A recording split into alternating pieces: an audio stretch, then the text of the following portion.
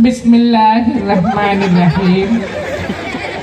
প্রিয় লাকসামবাসী, পাখি সব করে রাতি পোহালো, ইনশাল্লাহ কাননে কুসুম কলি সকলেই ফুটিবে, না ফুটিলে ঈদের পরে তীব্র আন্দোলন হবে ইনশাল্লাহ।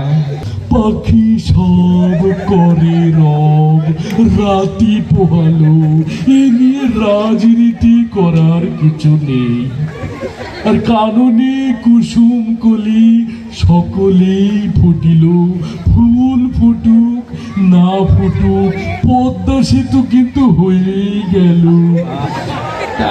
আচ্ছা কবি সাহেব, আপনার এই কবিতাটা আবৃত্তি করার জন্য নাকি বাংলাদেশের অনেক বড় বড় সেলিব্রিটিরা বলতে পারেন বা অনেক মানুষ চেষ্টা করেছিল, এই কাহিনীটা একটু শোনান আমাদের। হ্যাঁ, অনেকেই আমার কবিতা, সবাই যারা প্রাইমারিতে পড়ছে প্রাইজনিতে আবৃত্তি করেছে।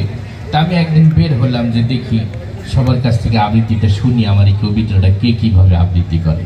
তা হাঁটতে হাঁটতে একবার চলে গেলাম চলচ্চিত্র অঙ্গনে। সেখানে যাইয়ে প্রথমে আমার সামনে দেখলাম ডিপজল খাড়াই রয়েছে। তো তাকে বললাম যে তুমি একটু আমার কবিতাটা আবৃত্তি করে শোনাও তো আমাকে। সে আবৃত্তি করলে এইভাবে, হয় পাখি সব করতাছে রব, বোঝো নাই ব্যাপারটা, কাননে কুসুম কলি সব ফুইটা গেছে গা।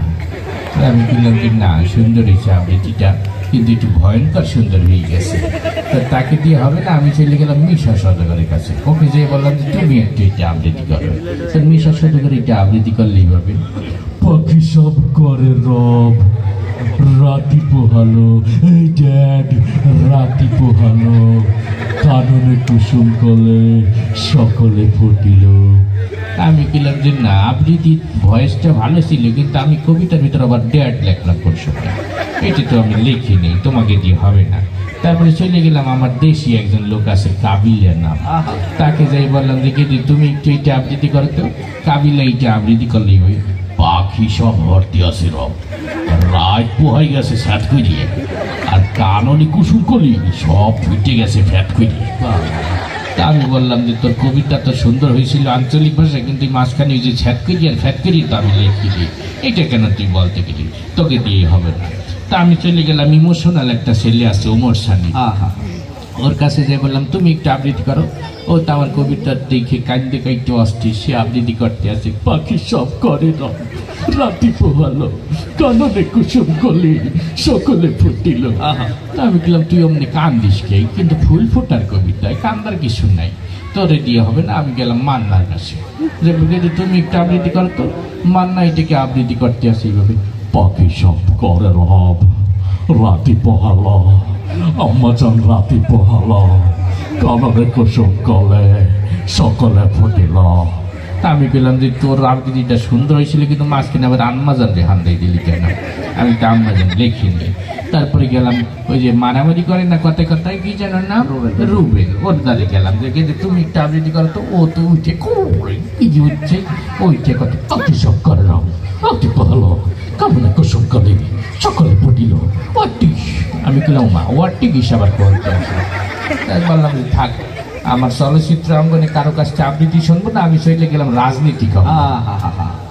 যে আমার একজন কাকু আছে তোমাদের পাশের দেশের, কাকুটা এখন পলাই গেছে, সবাই কাউকে কাকু বলে ডাকে।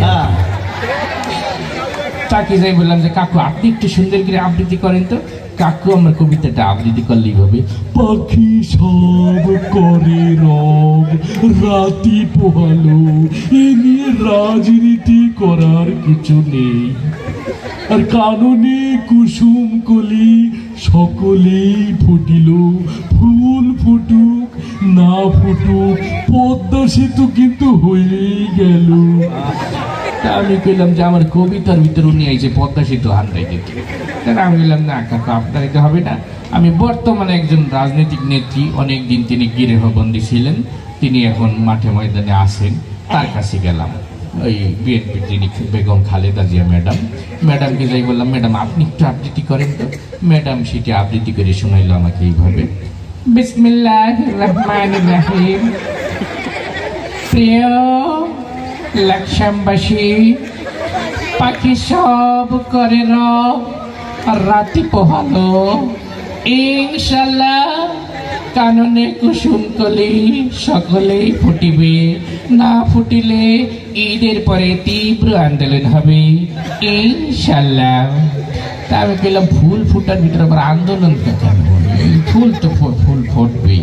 তাই বললাম যে না, এদের কারো আবৃত্তি আমার শেষ পর্যন্ত ভালো লাগলো না, আমি চলে আসলাম। আচ্ছা আচ্ছা, অসংখ্য ধন্যবাদ। আপনি আসলে আপনার কবিতাটা আবৃত্তি করতে যে তারা এতটুকু মেহনত করেছে, এটা তো অনেক কিছু। তো আমাদের অনুষ্ঠানে আসার জন্য আপনাকে অসংখ্য ধন্যবাদ। আমরা চাই আপনি আবারও আমাদের এই মঞ্চে আসবেন এবং আমাদেরকে কবিতা শোনাবেন। আমরা চাই তো ইনশাআল্লাহ। আমাদের পক্ষ থেকে আপনাকে বিশেষভাবে ধন্যবাদ জানাচ্ছি। আমার পক্ষ থেকে আপনাদেরকে অনেক ধন্যবাদ। আপনাদের অনুষ্ঠানে আসতে পেরে আমি নিজেকে অনেক বড় গর্বিত মনে করতে আসছি। ধন্যবাদ।